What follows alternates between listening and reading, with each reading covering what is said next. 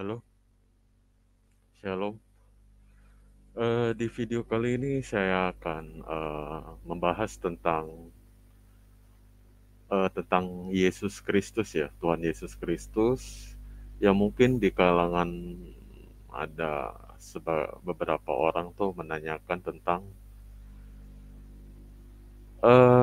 Yesus kan itu hanya manusia gitu. Jadi di dalam video kali ini saya akan menjelaskan tentang argumen-argumen liar yang berseliweran gitu ya mengenai Yesus. Jadi saya ambil subtema di video kali ini adalah mengenai eh, apakah Tuhan Yesus itu manusia dan mati seperti manusia biasa. Nah, pasti bakalan seru di video kali ini. Jadi mohon untuk tonton sampai selesai biar kalian tuh paham ya. Jadi saya akan menjelaskan tentang alasan kenapa Yesus itu bukan manusia seperti kita ini gitu, bukan manusia biasa gitu. Jadi mungkin kalian sudah pada tahu khususnya para orang yang pengikut Kristus ya yang disebut orang Kristen pasti sudah tahu ya mengenai tentang siapa itu Yesus. Sesuai dengan Yohanes 1 ayat 1, Yesus adalah firman Allah. Dia pada mulanya adalah firman, firman itu bersama-sama dengan Allah, dan firman itu adalah Allah itu sendiri, ya. Jadi sebelum dunia itu diciptakan, dia sudah ada gitu. Bahkan dia mengatakan sendiri, aku bukan berasal dari dunia ini. Sebelum dunia ini diciptakan, aku sudah ada. Jadi di waktu diceritakan di dalam kitab Kejadian yang awal permulaannya itu Roh Allah melayang-layang di samudra raya, dia sudah ada. Jadi orang Kristen tuh nggak usah apa ya, untuk orang-orang Kristen tuh nggak usah dijelasin lagi. Mereka tuh udah pada tahu. Ini buat orang yang masih awam ya di luar Kristus tentunya. Biasanya sih begitu yang berseliweran gitu.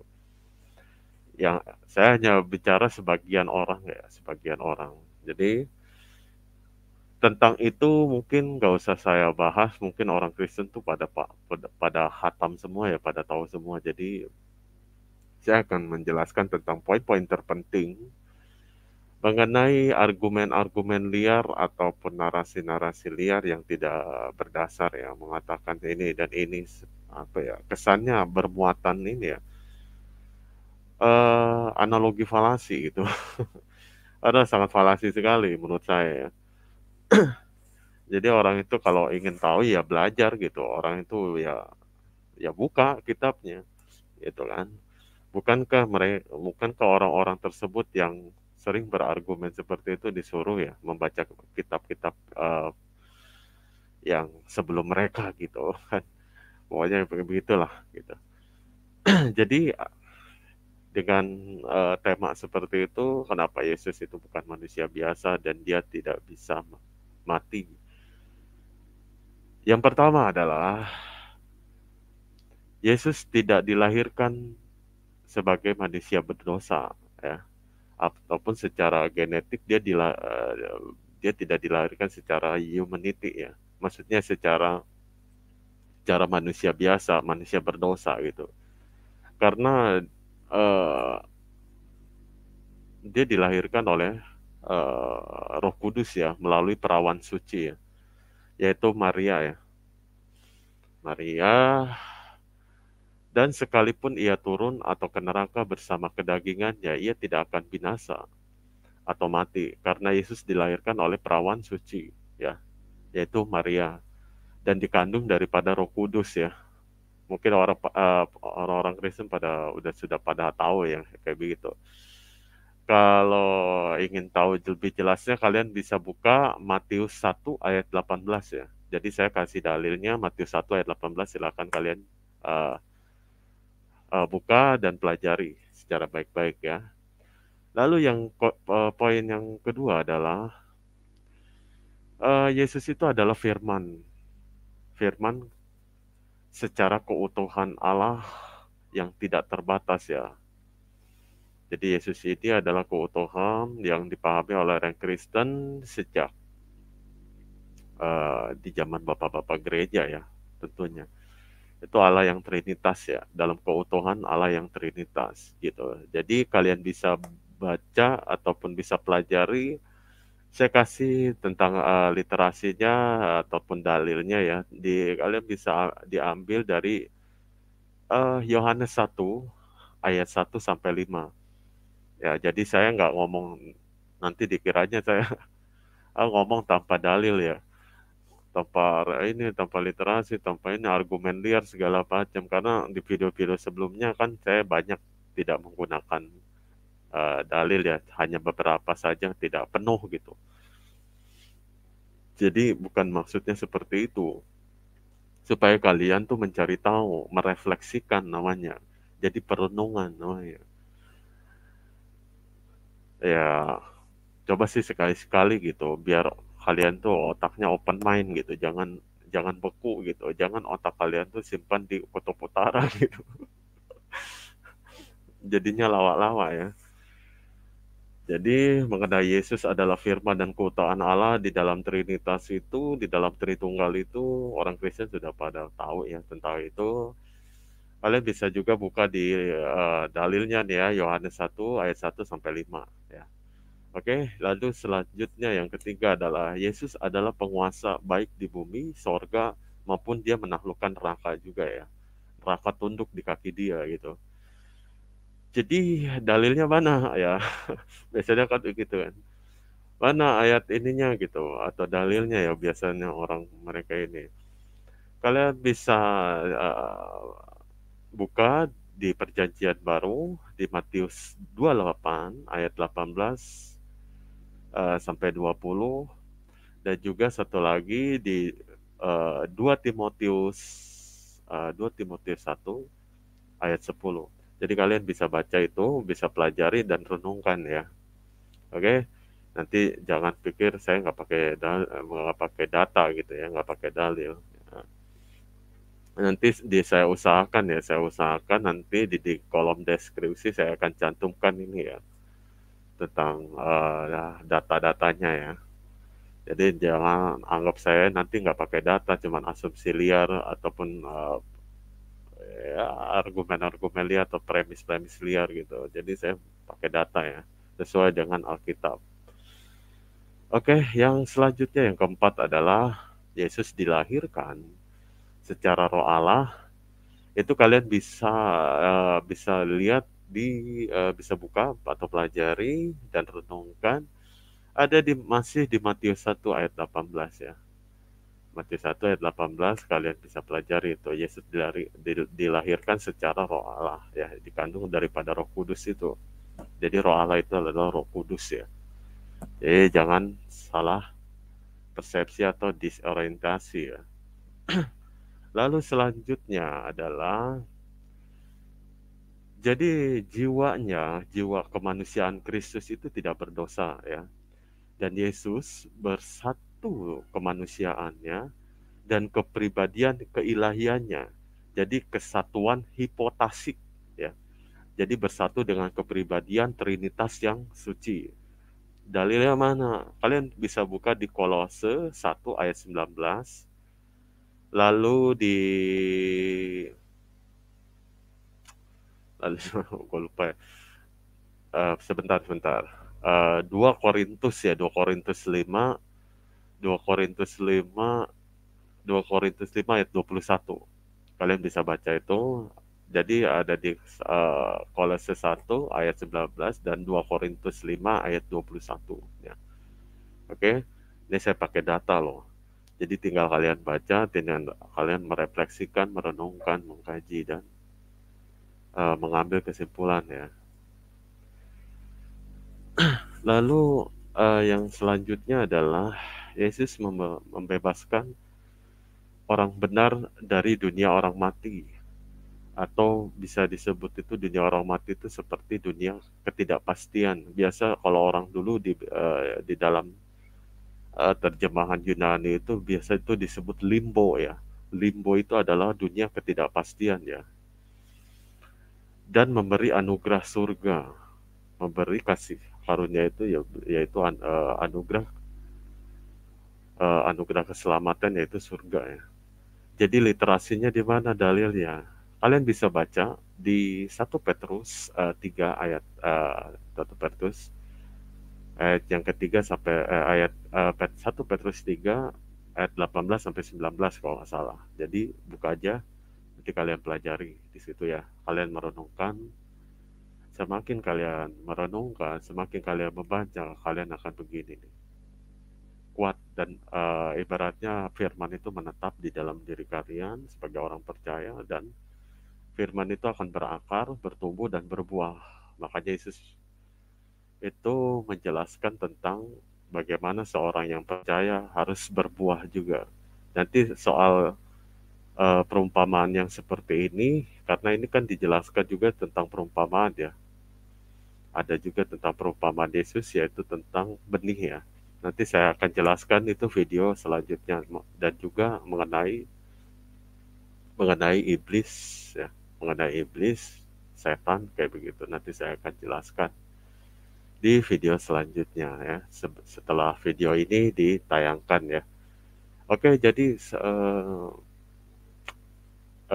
poin yang selanjutnya adalah poin yang ketujuh ya. Jadi Yesus itu membawa jiwa orang-orang benar ya. Jadi Yesus itu membawa jiwa orang-orang benar keluar dari dunia orang mati yang seperti saya katakan itu dalam kebudayaan Yunani ya, ataupun dalam linguistiknya itu bisa disebut limbo ya namanya. Atau kalau orang di dalam kekristenan itu menyebutnya Hades ya. Jadi dunia dunia orang mati itu belum belum sampai ke dalam tempat dalam penghakiman yang mutlak ya, belum itu. Jadi menunggu kedatangan Yesus yang kedua kali di hari penghakiman itu. Jadi di situ ditempatkannya ya. Mengerti kan? Ya. Jadi atas kuasa dan otoritas Kristus yang diberitahu di dunia orang mati itu baik yang jahat maupun yang baik ya.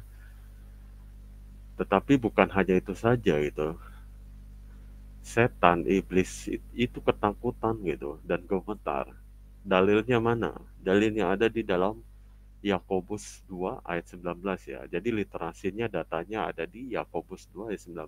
Jadi saya menggunakan data secara paralel ya, bisa begitu ya. Jadi jangan nanti tanya-tanya, enggak ini, enggak ada dalilnya, enggak ada ininya segala macam. Saya udah kasih tahu tuh. Oke. Poin yang selanjutnya adalah ini karena poin-poin yang seperti ini banyak orang tuh kadang walaupun di dalam kekristenan itu banyak yang nggak paham gitu. Makanya saya refleksikan kembali kepada para pendengar ya yang mau belajar gitu karena saya juga sama-sama belajar. Saya sekali lagi hanya jemaat biasa yang saya wajib itu untuk mengemukakan dan juga apa ya namanya itu memberi suatu kesaksian juga walaupun saya sebagai jemaat biasa, saya sebagai pengikut Kristus yang bukan uh, berada dalam penempatan jajaran atau otoritas yang seperti misalkan uh, pendeta, hamba Tuhan. Tidak, saya jemaat biasa. Karena jemaat biasa pun diberikan kewajiban untuk memberitakan Injil, untuk bersaksi ya. Oke, jadi perlu dipahami supaya kalian mengerti. Jadi poin selanjutnya adalah poin yang ketujuh ya. Ini poin yang ketujuh ini Yesus membawa jiwa orang-orang benar keluar dari dunia orang mati. Tadi udah ya kalau nggak salah ya, ada di oh ya udah poin ini udah kayaknya tadi ya di Yakobus 2 ayat 19 ya literasi itu. Jadi poin selanjutnya itu poin yang ke-8 ya. Jadi Yesus itu turun sebagai yang maha suci, kudus. Jadi salah satunya adalah dengan kebangkitannya. dan dia pun menghancurkan kerajaan maut. Jadi itu terdapat di literasi mana atau dalilnya mana? Ada di Yohanes 6 ayat 69 ya. Yohanes 6 ayat 69, lalu Roma ya, lalu Roma eh, pasal 10 ayat 9 sampai 10 ya. Roma 10 ayat 9 sampai 10. Oke? Saya udah kasih ya dalilnya. Nah, lalu saya akan menjelaskan sedikit ya, buat supaya kalian mengerti saja di sini. Saya bukan berarti untuk menggurui atau enggak, saya hanya ada kewajiban untuk bersaksi ya, mengkabarkan juga kebenaran Injil, kabar baik juga ya. Karena setiap orang itu diwajibkan ya, setiap orang yang percaya itu diwajibkan untuk mengkabarkan Injil ya tentunya. Jadi Kristus turun itu ke dalam kerajaan maut untuk untuk menaklukkannya gitu, menaklukkan kerajaan maut itu ya. Jadi supaya yang percaya dan mengikuti dia itu tidak mendapatkan penghakiman kekal ya tentunya. Jadi kalian harus paham tentang ini, bahwa Kristus turun ke dalam kerajaan maut itu untuk menaklukkan itu. Bukan hanya kerajaan maut, tapi sengat maut juga, mengalahkan segala sumber dari segala kejahatan itu. Oke, jadi kalian paham ya. Sengat maut, kerajaan maut, dunia orang mati, segala macam itu. Jadi Tuhan Yesus itu menaklukkan itu semua. Jadi Tuhan Yesus mengambil orang-orang yang menempatkan dia, pengharapannya itu kepada dia ya. Sekalian dia mendeklarasikan di dalam dunia orang mati itu bahwa dialah Tuhan dan Juru Selamat di situ. Bahwa dia sudah memenangkan dan menginjak kepala ular itu. Sesuai dalam kitab Kejadian ya tentunya. Aku akan mengadakan permusuhan dengan ular ini dan keturunan perempuan ini akan menginjak kepala ular itu. Jadi ada di dalam kitab Kejadian ya, dalam perjanjian lama. Jadi jangan bilang saya asumsi, asumsi. Nggak ada ya, nggak ada saya asumsi. Jadi saya lengkap dengan data ya. Jadi lengkap dengan data. Jadi uh, sebenarnya sih saya ingin membahas tentang memperbandingkan dengan kepercayaan yang lain ya. Cuman saya nggak mau ya. Karena banyak yang saya tahu mereka ini memang baperan gitu. Mereka ini sedikit-sedikit ya emosi, ngamuk segala macam ya. Terus ya nggak tahu lah, nggak jelas kayak gitu mereka itu. Jadi udahlah, jadi skip aja. Tadinya saya ingin membawa ada suatu perbandingan gitu. Jadi ya mungkin takutnya mereka tersinggung atau gimana ya. Saya nggak mau sampai ke mereka itu sampai kesurupan ya, kesurupan jin botol ya. Saya nggak mau. Jadi next selanjutnya, kenapa Yesus turun ke dalam kerajaan maut itu? Tidak mengalami suatu penghakiman. Mau tahu kenapa alasannya? Ada yang tahu nggak kira-kira kenapa Yesus turun dalam kerajaan maut dan tidak mengalami penghakiman? Coba, kalau ada yang tahu, silakan tulis di dalam komentar ya. Silakan tulis di dalam komentar ya. Jadi saya akan beritahu ya, kenapa Yesus turun dalam kerajaan maut tidak mengalami suatu penghakiman. Jadi karena ia itu menaklukkan maut itu tanpa dosa, tanpa berdosa. Karena tempat penghakiman itu adalah tempat di mana orang itu berdosa. Oke? Jadi paham. Jadi sekalipun Yesus turun dalam kerajaan maut bersama dengan tubuh kedagingannya, dia tidak akan mendapatkan penghakiman itu. Dia tidak akan tertelan. Karena yang suci ini tidak akan terikat dengan yang keberdosaan itu. Apapun itu jenisnya, entah itu justifikasi, itu tidak akan bisa. Ya. Dan dia sudah membuktikan yang suci, dia menderita rela untuk semua manusia. Ya. Nah, sebagai kemanusiaannya, yang memiliki kelemahan. Makanya, kok Tuhan mati, kok Tuhan ini? Karena manusia ini sudah dikatakan manusia lemah, memiliki suatu kelemahan. Jadi bukan manusia yang seperti roh mereka ini, tetapi memiliki tubuh kedagingan, yang artinya mereka memiliki kelemahan, keberdosaan yang sudah diwariskan saat kejatuhan manusia ke dalam dosa itu ya. Oleh satu pelanggaran itu fatal sekali kan akibatnya. Jadi pasti orang Kristen ini udah paham sih menurut gue ya. Jadi sebenarnya nggak usah dijelasin banyak ya. Karena orang Kristen sudah paham soal ini. Nah, sebagai kemanusiaannya kan memiliki kelemahan, maka orang Kristen haruslah berbuah gitu. Berbuah itu, kehidupannya itu di dalam kelemahan, bukan di dalam kemegahan, bukan di dalam kekayaan gitu kan, ataupun kenikmatan duniawi. Karena banyak sekali kalau kalian ingin tahu tuh banyak ayat-ayat di Alkitab ya kalian bisa baca sendiri nanti tuh banyak sekali tuh penekanannya ke situ itu. Jadi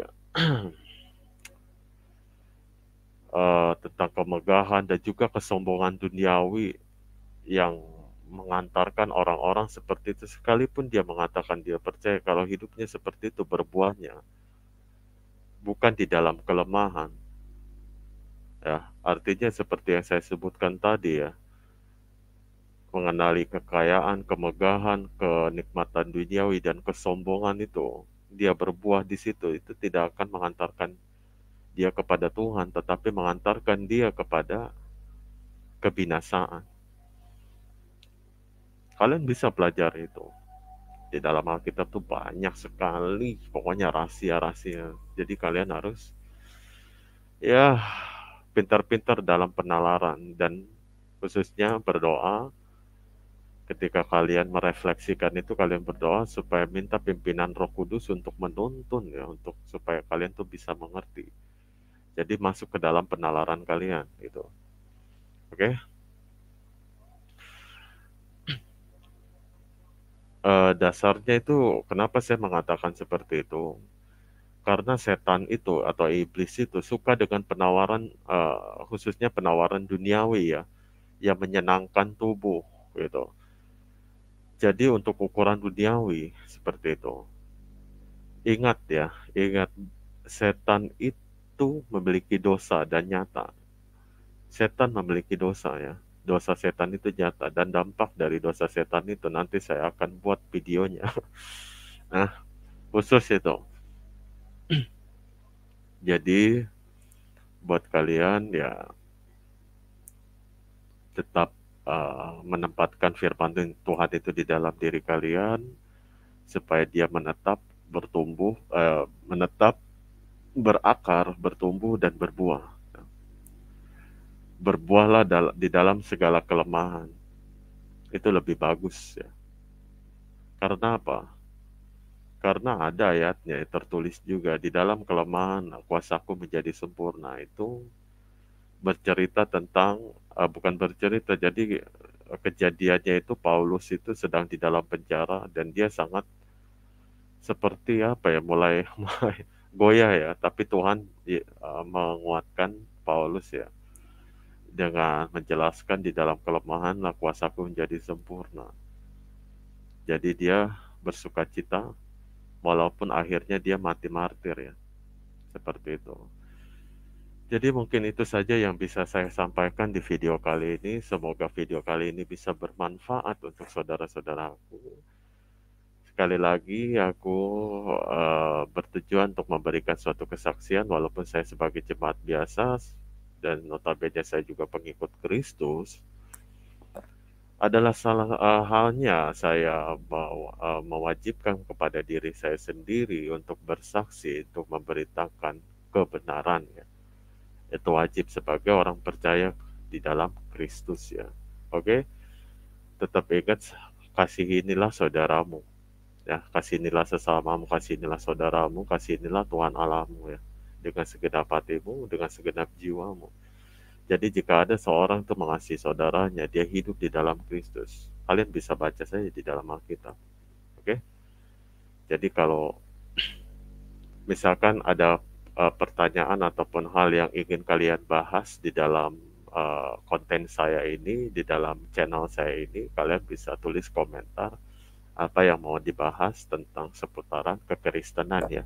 Nanti saya akan menjelaskan sesuai dengan kapasitas pengetahuan saya dan penalaran saya bagaimana mengkaji tentang ayat-ayat firman Tuhan. Tentunya melalui proses perenungan ya, melalui proses perefleksian. Jadi nggak sembarangan saya menyimpulkan apa yang ada di dalam Alkitab, oke? Mungkin itu saja yang bisa saya sampaikan di video kali ini. Kiranya misalkan ada kekurangan, ya mohon dimaafkan ya.